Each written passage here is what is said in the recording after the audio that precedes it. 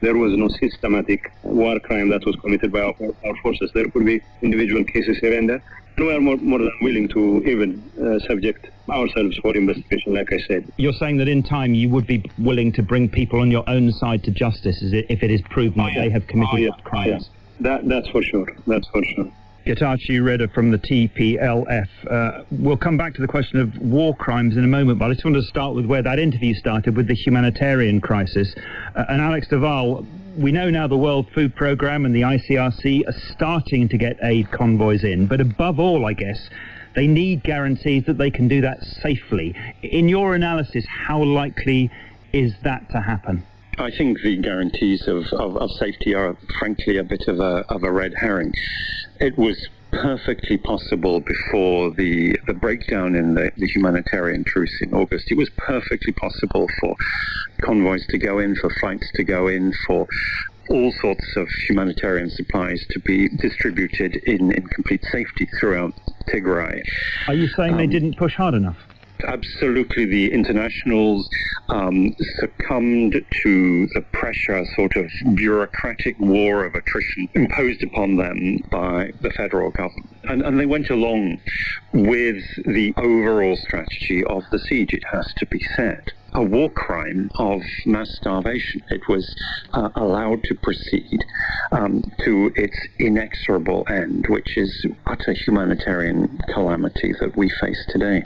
Alex Rondos, you've been part of that international bureaucracy, and I know you're not now in quite the same way, but would you agree with that assessment? Oh, yes, absolutely. And I confess to when I was still officially in an official position to have been quite embarrassed to be associated with an international effort that fell far below the standards of anything that one considered to be just humane. Why did that happen? One was, I think, the degree to which the whole issue was so far away from general international attention, and very quickly the way in which Tigray was isolated meant that there were very few eyes on what as to what was happening. I think that's one. Two, I think the Ethiopian government was very, very successful in portraying itself as a government which needed to be supported to maintain unity and defeat a rebellion. And I think many people in the international community were ready to submit to that argument rather than be a little more sharper in their questioning. And some were just downright morally lazy. I had to listen to people, diplomats from countries who should have known better, making distinctions between deportations and ethnic cleansing, and others who said we need to have more evidence and affirmation that there's been rape. Well, I'm not quite sure what you need for that. Okay, well, the international aid agencies obviously aren't here to defend themselves. They may have a different view, and that is going to have to be a debate for another day. But what we shouldn't forget in all of this is when we talk about these big numbers, millions of people, these are all individuals, aren't they, Sedale? And I wonder, when the TPLF says 7.5 million people need assistance, is it possible to say with any degree of accuracy how many of that vast number of people really are dangerously close to starvation? At least officially, the USAID was saying a year and a half ago that around 900,000 people are in the famine zone. This is a euphemism to say they are facing famine. But let's not forget that the access to humanitarian supply was restricted the moment the war broke out. So when you calculate that kind of blockade, systematic blockade from the very beginning of the war, and you add numbers that were food insecure already before the war, I don't think it's really that difficult to calculate the staggering amount of people in need of food aid. I think famine has already set in. A lot of people have died already. I don't think we need that kind of calculation to guess what has happened. Well, it's a sobering assessment. And before we move on, I do just want to go back to the issue of war crimes, which we discussed with the TPLF a few moments ago. Alex Duval, the TPLF representative, said they would bring their own people to justice if there is clear evidence against them. Now, we've thrown a lot of accusations and heard a lot of accusations thrown at the Ethiopian government. Do you believe the Tigrayan forces are sufficiently aware of their responsibilities to actually bring people to justice as they've been proven to have committed crimes? I do think so. The agreement does make provision for accountability, but only within the Ethiopian government's own mechanisms, and I fear that means it will be seriously diluted. Yes, both sides are clearly responsible for abuses, but if you read carefully the most recent report of the UN Human Rights Committee of Experts, they clearly say that only one side, and that is the federal government side, was responsible for crimes against humanity and the crime of starvation.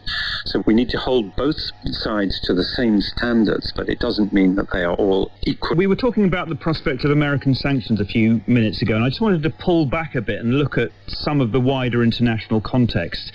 The African Union, as we've said, has led the mediation process, which the war, the Tigrayans have criticised the role which the African Union played. Do you think that is justified, Alex Duval, the fact that the AU headquarters are in Addis Ababa? Are they genuinely a neutral arbiter in this? This type of deal, the agreement that was made this month, could have been made 2 years ago if the African Union had actually upheld its basic norms and principles of expeditious peacemaking whenever a conflict breaks out. I think it's a sad failing of the African Union. Sadale Lema, is there another side to that argument? The African solution to an African war? Why should it be outsiders who come in and try and sort it out? I broadly agree with what Alex said. It was a spectacular failure. Not only that, in the initial period of the war, Cyril Ramaphosa sent 3 African white men and women to Ethiopia. And when Abiy Ahmed turned them down and they returned back empty-handed, the AU failed to step up. At that time, Ramaphosa was the chairman of the AU. So the commission failed to defend him, to say that this is wrong, to turn them down, because this could be our opportunity of, implementing African solution for African problems. Alex Rondos, at least they appear to have brought the fighting to end, at least for now. That surely should be welcomed. What I welcome is that 3 prominent African individuals who constituted the panel which conducted the negotiations retrieved some honor for Africa. That is, former President Obasanjo, I think, really finally came to the party in a way that proved to be helpful on certain issues. Former President Kenyatta of Kenya and the former Deputy President of South Africa, they're the ones who did the heavy lifting in the last 2 or 3 weeks. And I think that points forward to ask ourselves, for Africa, who are the people of this new generation who can bring wisdom to bear when there are these terrible conflicts, and so as not to allow, the people's lives in Africa to be hostages to, what is sort of bureaucratic caprice, I suppose. And this is not just true of Africa. Of the deal, Alex Duval. It's desperately important that insofar as the international community's strategy has been founded on the presupposition that Ethiopia must be stable and that having Prime Minister Abiy Ahmed at its helm is the route to that, because it is a state, let's put it generously, that is accelerating towards state collapse, and it needs to be diverted from that path as quickly as possible. A final thought from all 3 of you. It's obviously fragile. How optimistic are you that this process can last? Let's go to Alex Rondos first. Yes, I think it can, provided the parties who want to support this, as well as the 2 parties themselves, are willing to be confident, trust enough with each other, but also synchronize their actions. There's a lot of technicality, but this is where the international community has to step in at the right time and in the right way. You can't ask people to seek a dividend for peace on an empty stomach. Someone's got to provide some money, and it's got to be smart money, not just money thrown at this. And it's about a country of 110 million people, which, as Alex Duval just said, is on the brink of financial collapse. And that needs serious thinking about the debt and everything, but it can't be a free lunch. This is the deal has to be peace, real peace, if the international community is going to provide. And the international community cannot be held hostage and told there won't be peace until you put up money. You don't do business with those type of people. And Sadale Lema, can you find some cause for optimism in the events of the last few weeks? I'm afraid I can't, but it depends on two major things to happen internationally and domestically. Internationally, I think the international community must stop measuring its success, its diplomatic success, by counting trucks, how many trucks are entering Tigray, and really look into a comprehensive peace process in Ethiopia, not just between Tigray and Addis, Mekelle and Addis, but also paying attention to what exactly is happening in the rest of the country. They might just be lucky enough to pinpoint why is Ethiopia being in turmoil like that, end-to-end turmoil today. So looking into a comprehensive solution to the crisis in Ethiopia is a must for the international community if they want to save the Ethiopian state in one form or another. Domestically, I think the Ethiopian government need to step up and show its fidelity to the Ethiopian constitution, territorial integrity and sovereignty of the Ethiopian state. Unless and otherwise they do that, we will not be seeing an end to this conflict.